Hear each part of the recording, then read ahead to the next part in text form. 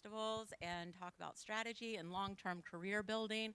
And I'm really excited to be here today with this talented group of folks to talk about labs, incubators, and fellowships. In just a moment, I'll have them introduce themselves a little bit more, but to my immediately left is Ashley Flores from Film Independent. Then we have Ilyse McKimmie from Sundance. Then we have Diana Mogollón from Rideback Rise and April Chang from Rideback Rise. So they're going to tell you a lot more about what they do and what they can do for you in just a moment. In the meantime, we have a little bit of housekeeping. We'll start with moderated questions for about 35 or 40 minutes, and then we will open up for questions from you, the audience. And at that point, I'll ask you to come over to that microphone right there to ask your question. Please don't call out questions from the audience because then we can't get it on tape. After the panel, which ends at 1:15, we'll go outside and continue to talk and network and have a good time. Is everybody ready? All right. So why don't we start with you, Ashley, and would you tell us about yourself and the filmmaker opportunities that your organization offers? This is the first question on the table. Thank you. Hi, everybody. Excited to be here to talk about our programs. I'm Ashley Flores. I work across fiction programs. Can y'all hear me? Am I loud enough? I work across fiction programs at Film Independent within the Artist Development Department. Yeah, so a bit about me. I guess I could jump into the programs and what I do. That's cool. So there's three big buckets, I would say, within Artist Development. We have Project Involve, which is one of our staple programs. We have the Doc Lab. We have two programs that run throughout the year, also the Works in Progress programs. But I work in fiction programs, so I'm going to focus on those. I work with the Screenwriting Lab, the Producing Lab, the Episodic Directors Intensive, the Episodic Lab, the Fast Track Finance Market, and the Producers Lab. That is a lot of programs. I know. What do they all do? And I also oversee the Sloan Grants.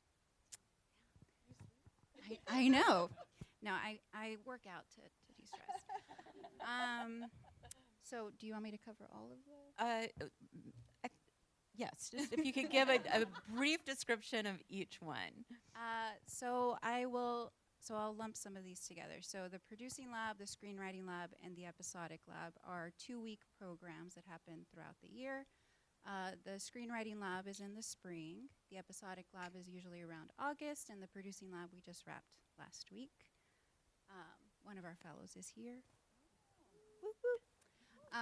They're 2-week programs, and they have a few different components to them. Throughout the 2 weeks, the fellows are workshopping a pitch. And at the end of the 2 weeks, we bring industry folks so that they could pitch their project. So they're workshopping a pitch. We also have professional development classes based on the program. For Episodic Lab, we'll bring in showrunners, anything that could help the fellow further, get an education in that specific area. Last week for the Producers Lab, we had some case studies. We had the producer from Fry Bread Face Me come in and talk about the process of Fry Bread Face Me. We had the producer of Joyland, who is also a fellow, who came in to talk about the process of Joyland. So those are 2 weeks, and then we also pair up each project with a creative advisor that the fellow gets to meet during the lab, and then we pair them up. Then I coordinate a one-on-one that happens after the lab. I think I've covered most of it. So those are the 2 weeks, and then the Episodic Directing Intensive is a 3-day intensive, sorry, that focuses on episodic directing. It feels like 3 weeks.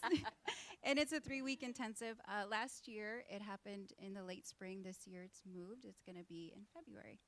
And the last one, which we're currently programming, is the Fast Track Finance Market that will be in a few weeks. And that is a 4-day program. 3 of those days is 60 meetings for 10 projects with 60 different folks throughout the industry that could help further their projects. So financiers, agents, executives, and probably something else I'm missing. So we're in the process of putting that together. Does that sound like speed dating? Yes, it's like speed dating. It is? Yeah. Lots of projects that have gone through this program that have gone on to get financed and made. Wonderful. Thank you. Let's move on to Ilyse. What types of programs do you run at Sundance? Sure. So hi, everyone. Thanks so much for having me here. I am the Deputy Director of the Feature Film Program at the Sundance Institute. What that means is that I directly oversee our screenwriters and directors programs. And then I also am in a supporting role for our episodic program and our producers program. The screenwriters programs, we have 2 screenwriter development programs. Our Screenwriters Lab, which takes place every January, right before the film festival. It's a 5-day in-person lab for either first or second fiction feature filmmakers, and we support writers, writer-directors, people working in teams. And then we also have a 2-day program called the Screenwriters Intensive, which is online for 10 projects. It's hosted usually in the first weekend of March, and it's more typically for first-time feature filmmakers. And the approach and ethos of those programs are very much the same. The heart of each program are one-on-one meetings between our writing fellows and creative advisors who are working established screenwriters. And the point of those meetings is to help each writer get on the path to the most compelling version of their story, but staying true to their unique vision and their personal imperative. The difference between the 2 programs is that the intensive allows us to support either a piece of material or an artist that might be a little bit earlier on in their process, a little bit more nascent, but still someone that we see tremendous promise in. We want to connect to Sundance. We want to connect them to other members of the community. And the thing that is in common amongst all of our programs is that we really see an artist participation in our labs as the beginning of our relationship with them, and we are committed to remaining a creative and strategic advocate for them throughout the life of their project, which means different things for different people depending on what they need. We're a nonprofit, so we don't produce, we don't finance, but we know a lot of people who do. And so we, all of the support that we give is really geared towards helping each artist either build or sustain momentum wherever they happen to be in their process. We also have a director's lab that's held every summer. It's a 2-week in-person lab, and it supports 8 usually first-time fiction feature directors. And those slots are typically filled by artists that we have previously supported through a previous program. So that's the only program that we offer that doesn't have an open application. And directors have the opportunity to identify 2 scenes from their work-in-progress screenplay and then rehearse, shoot, and edit those scenes in a workshop environment. And we bring in crews and actors and creative advisors. The focus of that lab is totally on creative process. So the scenes that are created at the lab do not leave the lab. It's kind of like Las Vegas in that way. But really, we're encouraging directors to take risks, to try things. It's an environment that's meant to be a safe space where there's no such thing as failure, so that they can really tackle the things that are keeping them up at night in a safe environment. And then we also have labs for producers, both fiction and nonfiction. For that lab, it's a week-long lab that then kicks off a year-long fellowship. So the lab is focused on things like story development, communication, pitching, strategy, sustainability. And then the fellows receive a year-round mentor and industry meetings following our film festival, as well as the same year-round support that all of our artists receive. And then our episodic lab supports emerging episodic writers with a spec pilot and series in hand. But it's both to develop those samples, but also to really help launch their career in the episodic space. So sometimes that means helping them develop a second sample. Sometimes it means trying to get them hired, staffed or as a writer's assistant. Sometimes it means trying to get them representation. Again, it's not a one-size-fits-all. All of our artist development work is really, the aim is that it's really customized and tailored to the specific individual that we're dealing with. What tremendous opportunities, especially the idea that you could be working on your first feature and go and have a lab where you don't have to produce output, just learn. That's impressive. I think that one of the things that people are often surprised about when I say at the Screenwriters Lab is that we actually encourage you not to write at a Screenwriters Lab, which sounds a little bit counterintuitive, but we don't ask our advisors to necessarily come to consensus, and one of the things that we really believe in is sort of the value of a multiplicity of voices and perspectives, and so we really want our artists to stay open, to sort of be a sponge, and then after the lab you'll go off and say like, okay, here's a really fantastic idea that I definitely want to try and implement, versus here's a really interesting conversation I had with a really smart person but is not exactly the movie that I'm trying to make. Right, right. So providing support and allowing the artist agency at the same time. That's great. Wonderful. Thank you, Diana and April. Can you tell us about Rideback Rise? We'll tag team a little bit because we're partners in crime. We're a small and mighty team. We say we're the babies. We're in diapers at Rideback Rise. Just launched at the end of last year. We're in our first inaugural cohort as we speak. And those folks will be wrapping their first year in December. And then we're also in the thick right now of our selection process for our second year. So we are not sleeping. So I think Dan Lin, who's our founder, during COVID had a little bit of extra time. And just to give a little bit of context, he has always wanted to, he's very committed to pathways, like how do we bring in folks of color into the business and multicultural voices and all those wonderful things. He had experience doing some smaller incubators. A few years ago during COVID, he thought big and he said, let's go and see if as a 501c3 we could get the right folks to lean in and sort of really trust the patient philanthropy runway, which allows for a little more patience. But for him, being a prolific producer and an executive, he had a design, an architecture that was very specific. It was about commercial and mainstream projects that he wanted to make sure were incubated and developed. He wanted to make sure this was for mid-career POC folks, writers, writer-directors, all the multi-hyphenates imaginable, and he wanted to go big. So our cohort is rather large. We have 15 fellows and residents this year. As of next year, it'll be all fellows. It is a year-long program. We also have a broader community, as we've heard, and you'll hear that, I think, a lot. Community is vital to the success of the artist community. We have a larger circle that is over 200.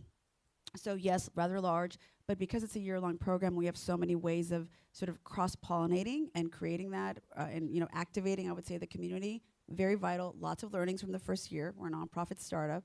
And I think at the core of everything, it is about really, like, think of us like a nonprofit studio, even though, like Sundance, we are not here to produce, we're not here to finance, we are here to really elevate and accelerate careers and projects. And so we, because of the 1 year, have a runway to be able to incubate and develop 1 or 2 projects for these mid-career folks.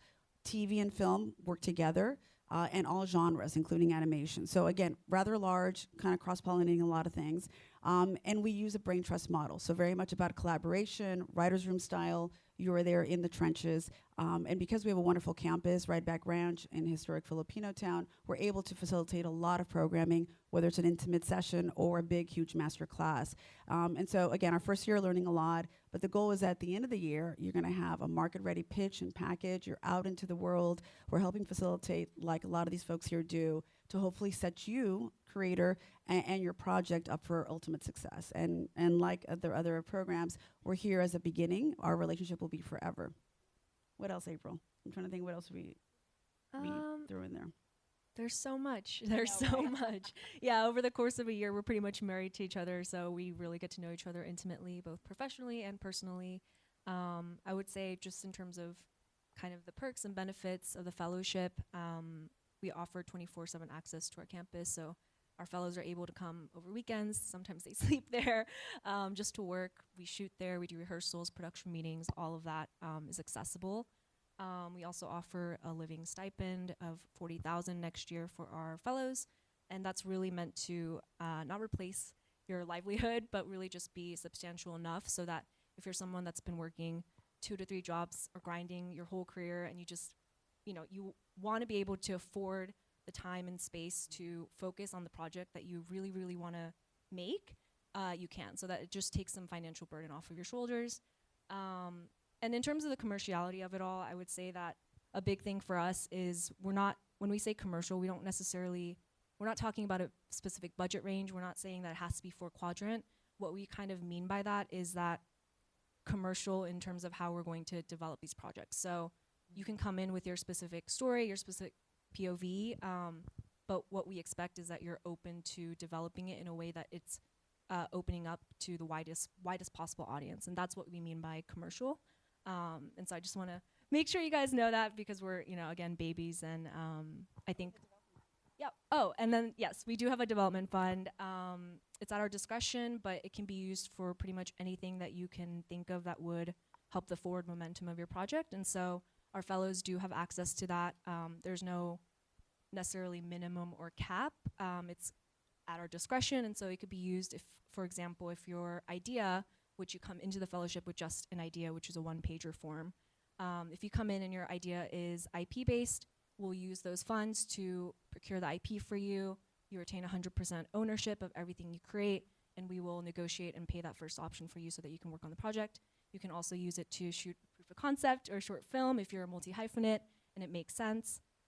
You could, if you're working on something animated, you can use it to hire a storyboard artist so that you can get it all together. If your pitch deck is complex and you're like, I'm not a designer, we can hire a designer to help spruce that up. So it can be used for a variety of things, but that is also accessible for our fellows. What an amazing opportunity just to have some money to support you. Because I think that one of the biggest challenges that new emerging and mid-career artists faces is being able to sustain themselves in order to create. So that's something that's really remarkable about that. And then the additional funding to do a proof of concept or get rights to an IP. Well, I think that's the thing that we talk about a lot in terms of the mid-career of it all, is just it's kind of where people get lost. I know a lot of my colleagues have left the industry or are considering leaving the industry just because you get really jaded or you just literally can't afford to be in this industry. And so I think what we talk about often is just what's at stake. And at that stage, what's at stake is losing amazing creators because they don't have the support that they need. And honestly, that's why we're here and that's why the program exists. And I just want to add that what's particularly rare and valuable about the financial component of your program is having someone to say, I'm buying into you as an artist. There's not a deliverable attached to this specific dollar. It's not about my stake in your work. It's just buying into the creator and saying, I trust you and I want to back you to make the things that I know that you want to make. So bless you. Liberating, actually. Having been on the for-profit for years, on the for-profit side at studios, like you're not sitting in BA for months. You're not asking for whatever 0.5 back, whatever that is. I mean, we're very savvy, all of us are, in terms of the business. So I think the fact that you're right, you're investing, it's very pure in that sense, that nonprofit sort of philanthropy piece of it. Wonderful. Well, let's shift to a conversation about what your programs look like on the ground. Now, they're all very different programs from a year to 3 days, but could you maybe pick a program and talk about, like, what is that 2 weeks like? What does a day in that 2 weeks look like? And how do these communities that you create foster community beyond the actual program? Ashley? Yes, I'll start. Do you need time to think? Oh, no, I was thinking of which program. So I think what I'll do is just go over the producing program that we just wrapped. It's typically a 2-week program. And there's different components to it, as I mentioned earlier. The first piece is, maybe I didn't mention this, it was we select 6 projects and 6 to 8 filmmakers for each project. And over the 2 weeks, we do a few things. The educational component that includes different workshops, anything that we think will help further the producer's career. And this could be project-specific or just career-specific. And then we have the creative advisor that is paired with each project. And this is a hand-selected person that's typically a very seasoned producer that we feel pairs well with the project. And the idea is for them to both receive feedback during the lab and then post-lab. And the hope is that they get along so well, they continue the relationship beyond. And we also have the pitch component. So over the 2 weeks, we're workshopping this pitch. And I would say that's probably one of the bigger pieces to the lab. We really want to drill down and get to the core of what the project is about. And this has to happen within 5 minutes. So a 5-minute pitch that really tells us, what is this story about? Who are you as a producer? Who's the director, and what are you trying to get out of this? And then that culminates into the final day where we bring in industry folks, so executives and typically financiers. They'll pitch the group as a whole, and then we do one-on-ones for each one of the executives to meet our producers. Throughout the lab, we're also doing other things to build community. Because I would say the biggest part of every one of our programs, as we've mentioned, is the community aspect. We believe the cohort that we selected, the hope is that they continue beyond our labs and they have this network that they can rely on that you often don't find outside of these sorts of programs. It's difficult to find. We have, I would say those are the three main components. Pitching has changed so much in the last 20 years, too. It's fascinating. Awesome. Okay, Ilyse, can you pick a program? You have so many to pick from. Sure, I'll talk about our January Screenwriters Lab. So this is a 5-day program. We select 10 to 12 projects. So because we do support up to 2 people per project, that usually means between 12 and 16 fellows. Often we will bring the group together a few times before we actually get to the Sundance Resort, which is where the lab is held, just for get-to-know-you sessions, but also for some writing workshops that are not specifically focused on necessarily your script, but are more generally craft-based. And then when we are all together at the resort, it's all of the fellows and then all of the creative advisors who, as I said, are working established screenwriters. We always start with a circle of introduction. A circle is sort of a recurrent theme at all Sundance events. And then each fellow typically has 5 meetings with 5 different advisors over the course of the lab. So you're having 1 or 2 meetings in a day. Those meetings are generally 2 hours, give or take. We don't prescribe what needs to happen in those meetings. They're very much conversations, they're exchanges. So, it's not about you sitting and transcribing notes. There's no such thing as Sundance notes. We really just ask each advisor to try and meet the fellow where they are and ascertain what they most need in that moment. So often they will start from an interrogative place. They'll want to know things like, where are you located in your script? Why this? Why now? What do you want an audience to take away from it? And sometimes those conversations might stay at the 30,000-foot thematic level, but they can also get very granular and very specific. I think often an experience one of our fellows might have is they will hear a suggestion or a question or a piece of feedback and say, I hear that, I agree with that, I don't know how to do that. Right. So then it's sort of like, oh, well, maybe we should try and write a scene together or re-break, the 3rd act or whatever it is. And so each advisor, we actually assemble our team of advisors before we select the projects. And so it's not, in this instance, about who would be a great person to speak to this particular project, but more who's a really generous, intelligent, curious person who, no matter who we pair them with, there's going to be this interesting alchemy of, this specific meeting, this specific time. The advisors do meet every morning as a group, but that's really about passing the baton, about saying, I had this conversation with this person, this is where we got to, I feel like we barely scratched the surface with this particular thing, that's where I think you should pick up. Or, hey, you're the last meeting of the lab, they've talked the end to death, they don't need that anymore, maybe check in with them and see what they need. In addition to these one-on-one meetings, there are times when the group comes together as a whole, either for a roundtable conversation around the art and craft of writing, or we're watching advisors' work, or showing previous work of our fellows, or a film that our artistic director has selected because they think it's particularly germane to this group. And then, we're having meals together. I always say some of the best work at the lab happens at the bar at the end of the night. So it is about fostering this larger sense of community, because even though fellows only may meet 5 out of 12 or 15 advisors, we really, again, like all of these programs, want these bonds of community to live beyond just the 5 days of the program. Food is very important to community, and dancing and karaoke. All of the above.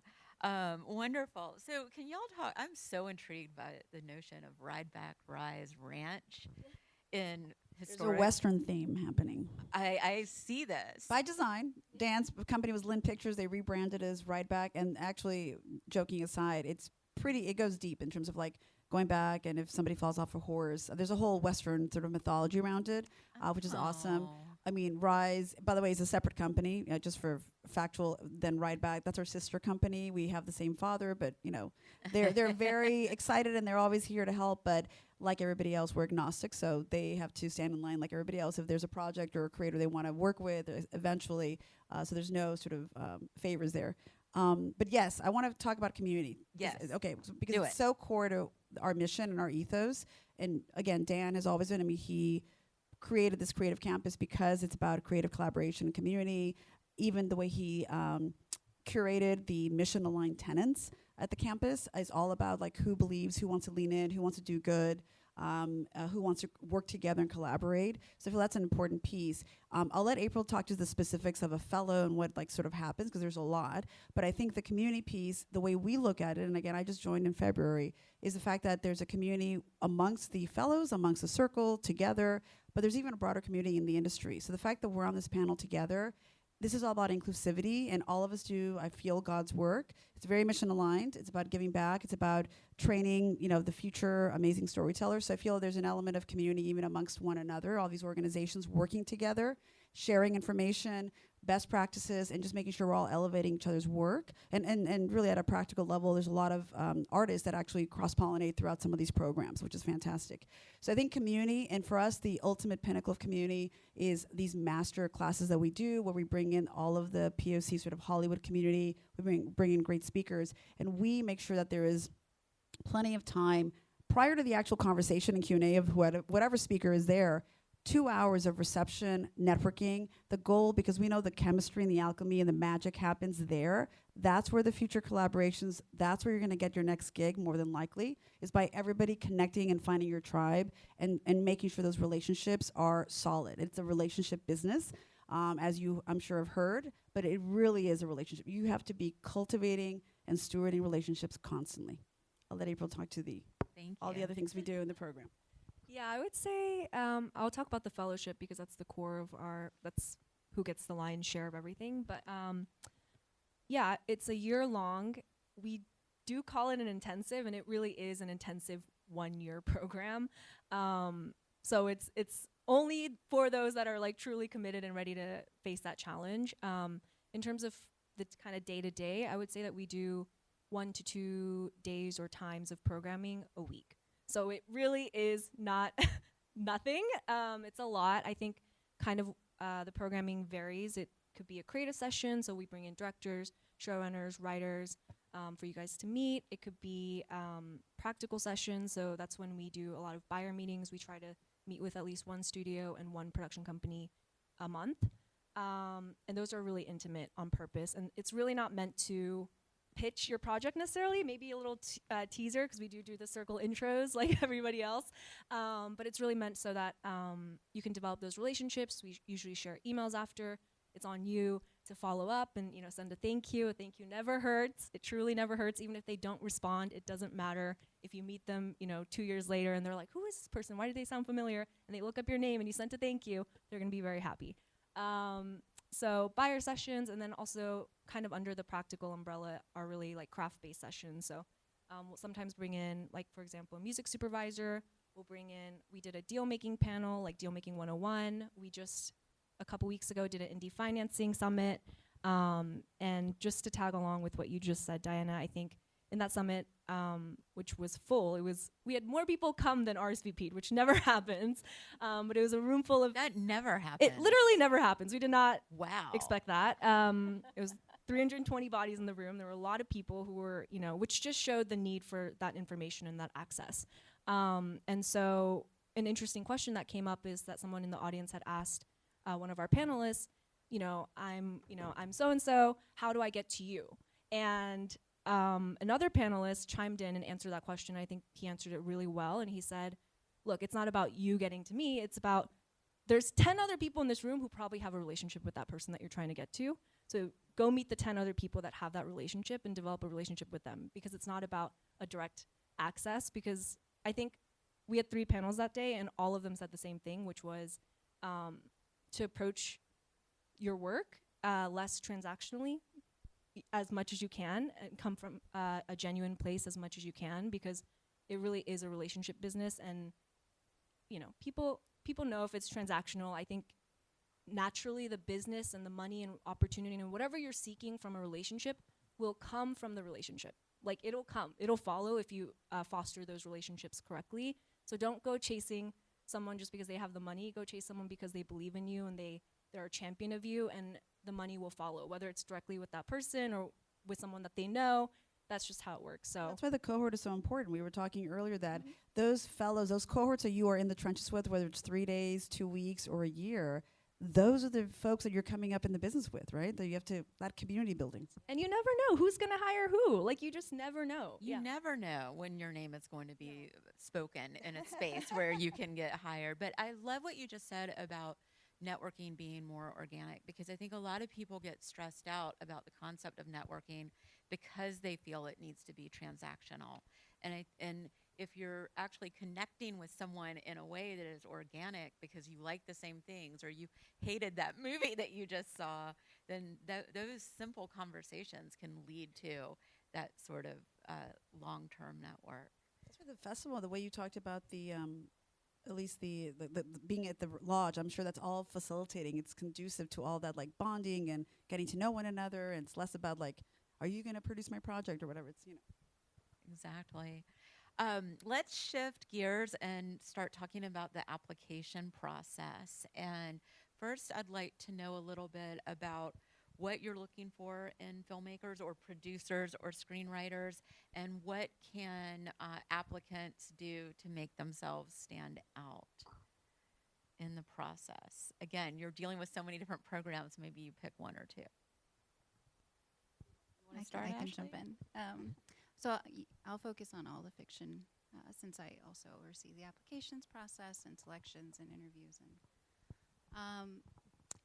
So here's my advice. We get so many applications, and there's two separate components. There's the project piece, which is really important. You're going to submit with a script. The script has to be in a good place, been workshopped. And then the other piece that I think really weighs heavy, at least for myself when I'm looking through applications, is the cover letter and the artistic statement, and the project history and status. So these are the sort of three boxes that are consistent across all of our applications. And it's really about showing us who you are behind the project. We're really looking for the whole human, because I would say most of our programs are like a 360 holistic sort of programming for the fellows. We, of course, want to support you on the project, but really want to support you as a filmmaker from that project and beyond, because once you're a fellow for life. So what I'm really looking for when I'm looking through the applications is, who is this person? Why did you become a filmmaker? And then the artistic statement, why this project? And I think it's really using that space to try and jump off the page. Where did you come from? Why are you doing this? And who are you at the core? So that I could feel you through the application, and then I move on and I read the project itself. And then the project history. So wait, you're starting with the artistic statement and the person before you even get to the project. That's me personally. I don't know how the rest of the committee does, but I like to know who the person is. And then the project, I think, lends itself, depending on who it is. If it's a screenwriter, I could usually feel it as well. My background is producing, so I'm a producer. So I'm looking at, I tell people I'm a talent scout and a story scout. So I'm often looking for both the talent and the story, but really, to me, it's who are you as a person. And we're looking for good and nice people to want to support and champion, right? So if we're going to bring you into the fold, we first need to know who you are off the page. Project history and status is also another box that I look at. I want to know, how long have you been working at this project? And what have you done to get it to where it is today? So don't ignore that box.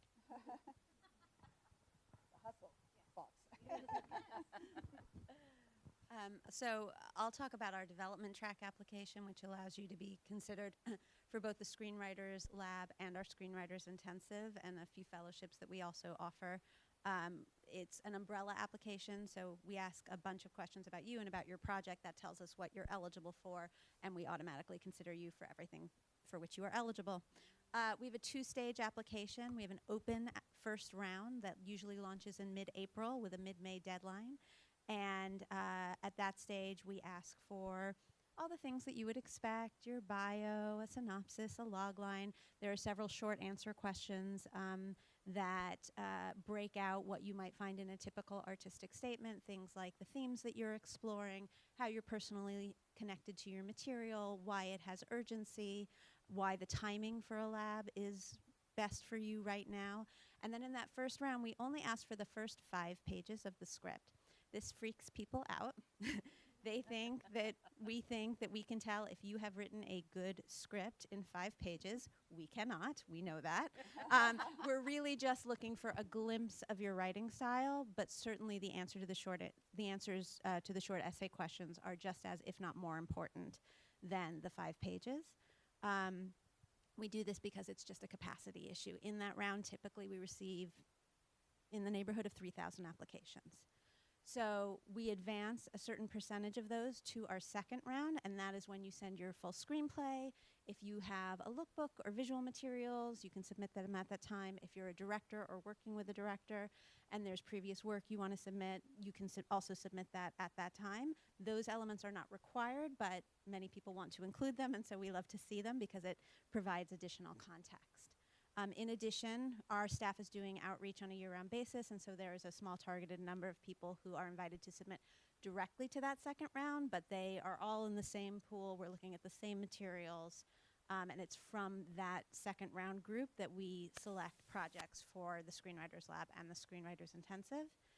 In terms of what we look for, I always say, we're looking for projects that are independent in terms of story and spirit and in terms of budget. We don't have a hard cap of what we will support, but the vast majority of projects that we support that go on to get made live in that sub $3 million budget, and that just means that's the arena where we can be most helpful to you. We're obviously, inclusivity is a huge priority for us, diversity in all definitions of that word. And like Ashley said, we definitely have to buy in both to the project, to the story, and also to the artist.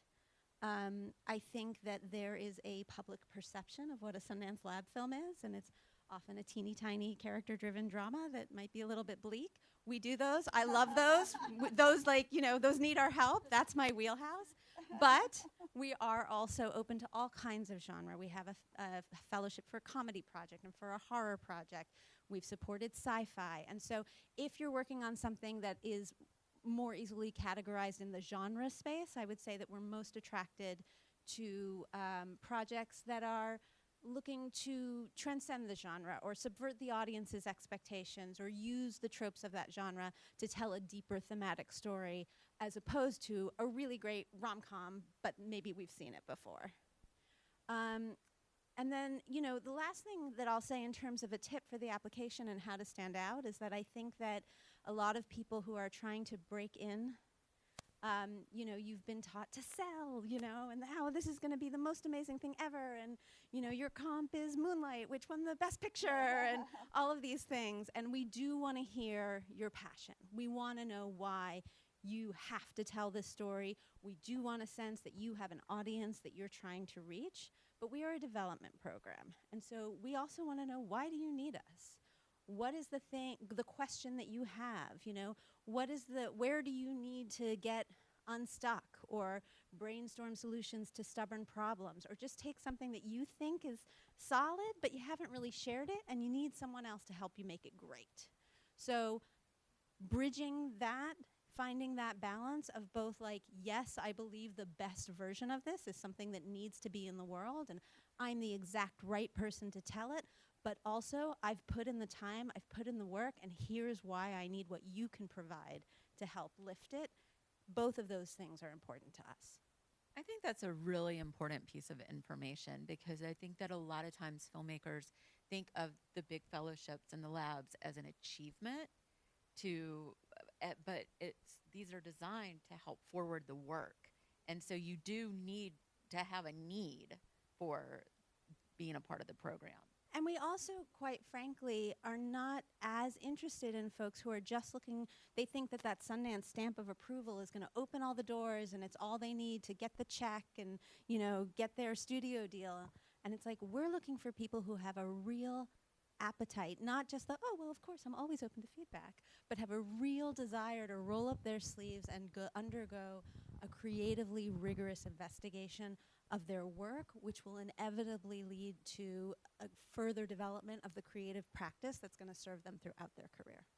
That's Same, wonderful. same here. Ditto. Yeah, yeah. So Okay, we're beautifully going to said. hear from y'all in just a second, but I have been told that it's time for us to open up for audience questions. So if you have a question, I would encourage you to go ahead and start lining up while we hear from April and Diana. Well, I just love how you said that. That is so true. I think we're in the thick of the selection process right now, so we're in sort of finalist interviews, and a lot of the questions both of you pose exactly are the questions that are not only in the application but also in the in-person interviews. And I think you're right. I think this is, in our case, imagine that it's a year of like, are you ready for this? And this is a year where you, and this is where you're trying to suss out, right, as you meet them, is that not only is your project, but you yourself are at the right place at the right time in your career where you have to be open to being vulnerable, very vulnerable, being open to sharing that vulnerability, and that you're a work in progress and your project is, going to benefit from all of the resources and the investment, frankly, of all of these amazing experts that are coming in to help you accelerate your career and your project to the other side. We've seen, again, learnings, and we've all seen this, folks that say that they are, but when they get the feedback, don't want to quite take it or have a sort of a block into certain things. So it really is about saying, I need help. I know where I'm great. I know my blind spots, and I'm willing to come in, and I'm going to not only, by the way, receive it, but I'm going to be there willing to give that to 14 other fellows. And that's critical. So that's where that community portion comes in. So I think the application is really about, I think, also leading with the human, the person, the projects. Obviously, in our case, we request 3 one-pagers. So we have a selection of the ideas, a little broader, obviously commercial mainstream, IP-based, film and TV. So it's a broader sort of canvas to select from. But we also are looking at what is that idea that's going to pop off, that's going to break through, that's in the zeitgeist, that really could have legs. And then obviously just as important, if not more, is the craft, the person, the human being. We're not expecting people that are perfect. These are mid-career folks. They have a level of experience and a number of backgrounds. But again, it's more about that receptivity to like, I want to invest in myself for this year and take myself to another place in this project. Yeah, and I would say just in terms of the mid-career of it all, because that could mean a lot of things to a lot of people. For us, and as part of the application process, we kind of ask that candidates meet at least one of a handful of qualifications, and so that can range from what might be considered early mid, all the way to mid-high or whatever that spectrum of mid-career is. So on the early mid side, I would say we ask that you, if you're a writer director, that you've had a short that's premiered at a notable film festival, right? So that's the early mid kind of level. For TV, we ask that you've at least been in a room staffed, right? And then kind of in the middle is also if you've developed with a WJ signatory, so whether a production company, a studio, that you've had a development deal of some sort, or someone has paid you some amount of money for your writing. And then kind of on the higher end is that you've already made 1 or 2 features. So we have a couple people in our cohort this year who have already made their first or second features, and so that's kind of on the higher mid-high end. Thank you. All right, I think we have our first contestant right here. Step to the mic. Hi, so I have kind of 2 questions. So the first one is more about the script application. Like, what's the most important aspect you look into a script component? Like, is it the theme? Is it more like the plot, or is it more like you said earlier, subverting a genre? But yeah, I'm just curious to see what's the most important part you look at a script. And then the second question is more about video pitch specifically, because like a lot of application they ask for video pitch, and it's not interactive. So I'm curious, like, when it's not an interactive environment, how do you like look for people? Like you said, like, how do you look for these artists that you're interested in define a relationship with? Very good question. Well, we don't ask for a video pitch, but I can speak to the script part, which is that I always say, we're looking for stories that we haven't seen told before, things that feel distinctive, singular in vision, that are bold, either in the subject matter or in the form. I think it's particularly appealing to us if it feels like there's an urgency associated with a project. That can be because of what it's about, but it also might be that we have identified a filmmaker who seems like they're right on the cusp of being able to take this step up in their career, and this is the thing that they're super passionate about. So that's what gives it its urgency. I think there are sometimes also when you hear the 1 or 2 sentence description of a film and it may sound like something you've seen before, but there's something so specific, so kind of sticky in the writing, in the lens through which the writer is engaging with the project, in the visual work, something that makes it feel fresh or new. You know, I think that also we want to feel like there's an audience for it. You know, it's something, and it doesn't have to be a huge commercial blockbuster audience. It's not, we're not thinking about it from a marketing perspective, but it does feel like, oh, this is going to meet a need, to fill a gap, to bring together some small or large group of people for whom this is really going to have impact and meaning. Does We anyone don't do do a video? videos either. You're going to have to track down Amani and Hannah and ask that question. Does anyone want to add anything about screenplays? We're pretty similar.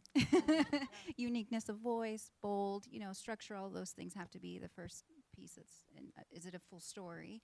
And then secondarily, boldness, and is this, authentic to who the writer is, and something that we haven't seen before and we're interested in supporting.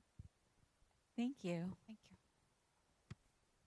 Hello. Hello. Hi. I have a question about the Film Independent Sundance Labs. When you talk about describing the amount of work and amount of time you've worked on the project, what is an ideal time and work that you've put in? Because, you know, you have to have a sense of urgency, but then I imagine you don't want it to be the first idea that just came up for you. So what are you looking for there? I can speak. So it ranges. So some folks have been working on a script as their thesis project, and they can speak to, you know, the process through the university and then what they then went on to do with the project after. And then we have folks who've applied 5-6 times, and they let us know each year what they've done to continue to work on the script. So that's really what we're looking for, is are you putting in the work? Some folks put their script on the blacklist, and they'll even notate some of the comments they've received, or some folks will list out the people they've reached out to and the feedback they've received and how they've incorporated it. But yeah, it ranges in terms of time. What I'm really looking for is, have you put in the work? And I would just add, I think the ideal time to apply to our labs is when you feel like you've taken a piece of material as far as you can go on your own, and it's the generosity and experience of advisors that are really needed to sort of take it to that next level. You know, because an artist who comes into our program is going to receive a lot of feedback, and that feedback, we don't require it to line up with each other. We're not all developing towards this, you know, mutually agreed on goal. We want you to be far enough along with the project, and we do require a complete draft of a screenplay. We want you to be far enough with along with a project that you are sort of grounded in its essence. You sort of know what are the fundamentals, the essential elements, or the priorities for you in terms of why you're telling the story and what you want an audience to take from it, but not so far along that either you're pre-exhausted with doing the work, or you just really want to get it made. You don't really want to hear about, you know, what people think about your script. When people come to our labs, not everyone comes out of the lab and does a page 1 rewrite, but we want that to be on the table depending on what comes to you. And again, it's especially helpful if you've already identified, like, here's the things that I know, here's the things that I am having trouble with, and here are the things that I know that I don't know. But I'm hoping someone else might. I think there is a big difference between the urgency of the work needs to be told, and the urgency of the artist, I need this right now. And I think it's really important to be able to distinguish between those two things, because somebody may be applying too early for the experience. Okay. Thank you. Thanks. Hello. Hi. First, thank you all for being here.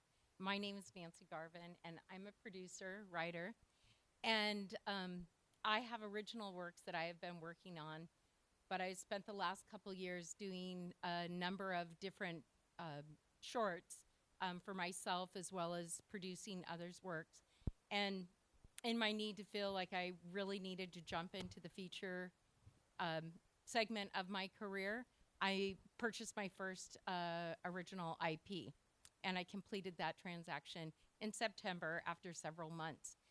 My question to you today is, are your programs geared just exclusively for original screenplays, or is there room for adaptations of original works?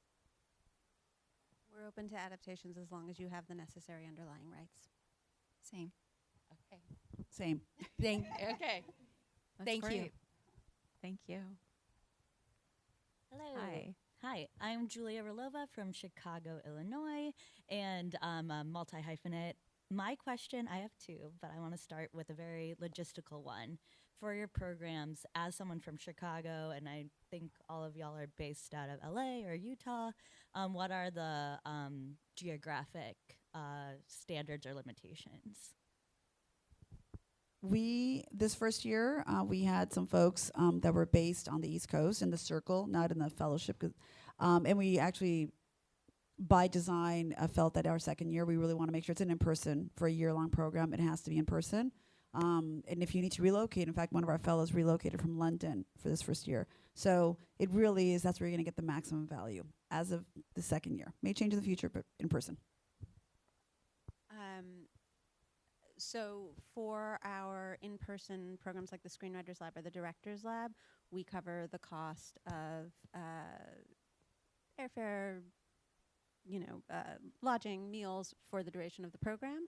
And then obviously there are many online components, both for people who start with an in-person program or the Screenwriters Intensive is a fully online program. So we're working towards covering the 2 weeks. So most of our programs are in person, except for the episodic directing intensive. This is the first year that we're fully back in person, which is exciting. However, we also know that there's need for fellows who come from out of state. So we're working towards grants. What we do now is offer food for the fellows. So yeah, Food goes a important. long way. And then my second question was if all of y'all could give an example of someone who's gone through your program and like maybe very briefly like why you think they were successful in your program. Like a very specific example would be Like a success story. Yes. Okay. I had that question too. Thank you for answering it, asking it.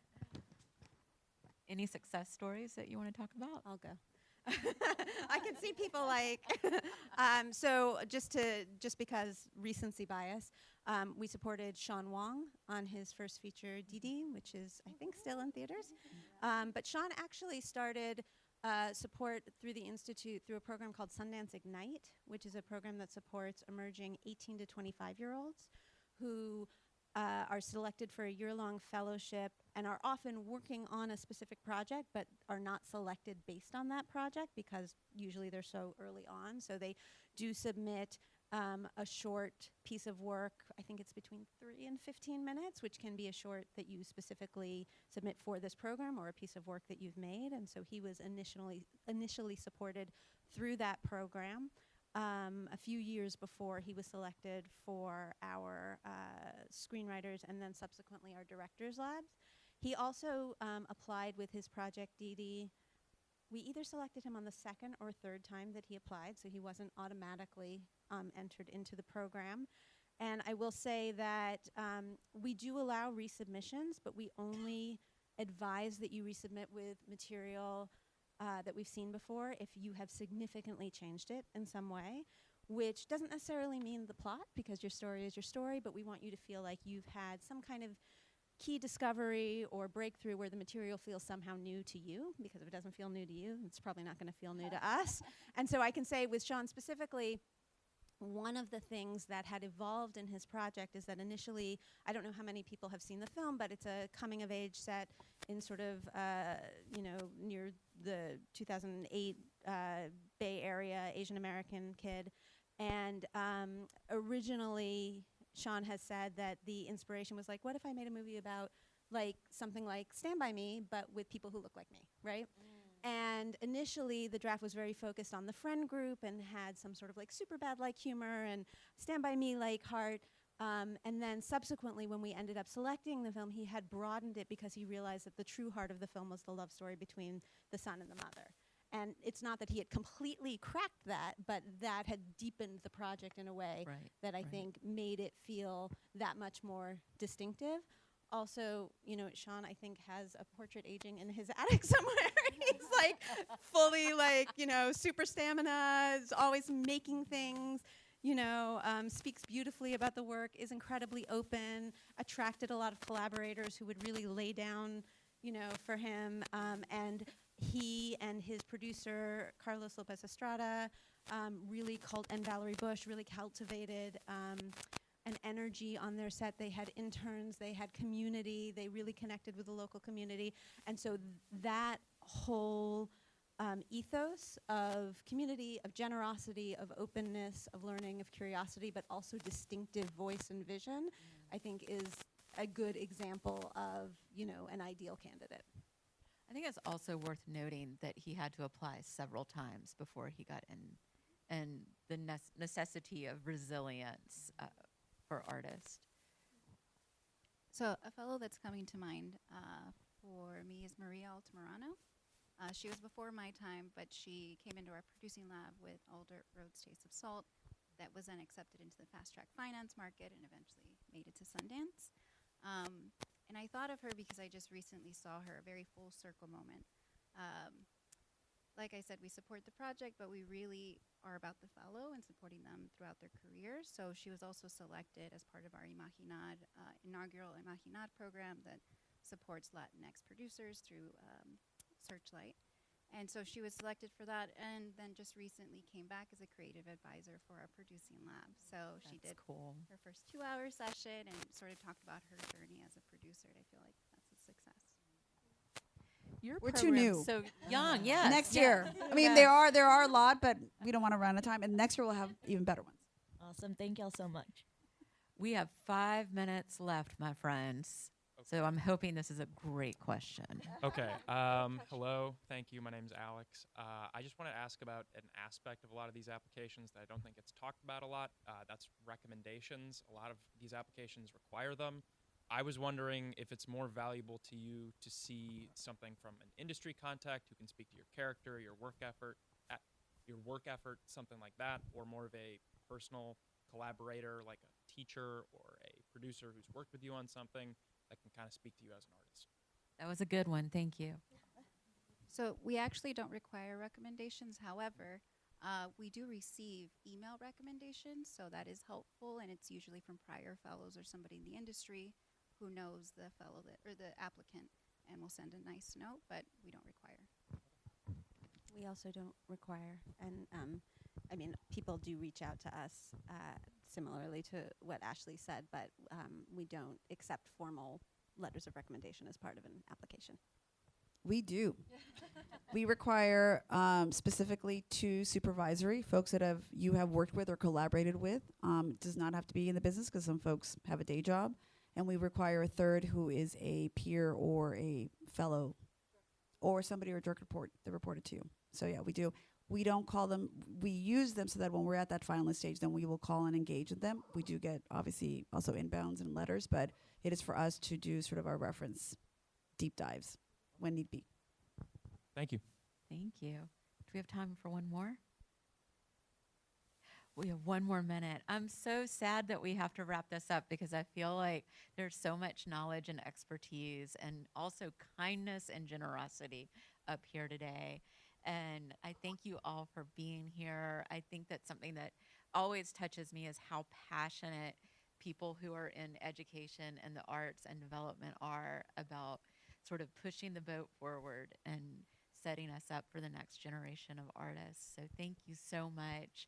Thank you to the audience. I'll be out front if anyone wants to talk.